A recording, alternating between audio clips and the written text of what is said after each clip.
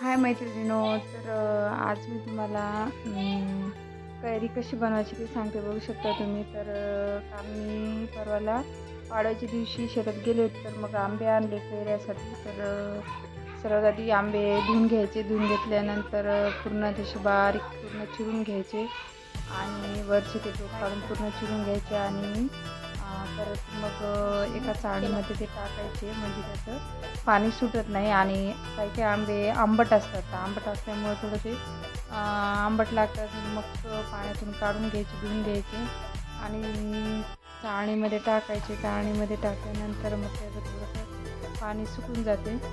तर पाणी सुटल्यानंतर, कारण मीठ वगैरे टाकतो आपण, त्याला जास्त पाणी सुटलं त्याच्यामुळं ते चाळणीमध्ये थोडंसं 5 मिनटं कोरडे होऊ द्यायचे. कोरडे झाल्यानंतर मग परत त्याच्यामध्ये हळद आणि चटणी, मीठ हे सगळं टाकायचं त्याच्यामध्ये. जसं आपल्याला लागतं त्याच्यानुसार ते त्याच्यामध्ये टाकून द्यायचं आणि पुन्हा ते असं मिक्स करून घ्यायचं. असं मिक्स केल्यानंतर त्याच्यामध्ये थोडं जर कमी वाटलं तर आपण परतही टाकू शकतो.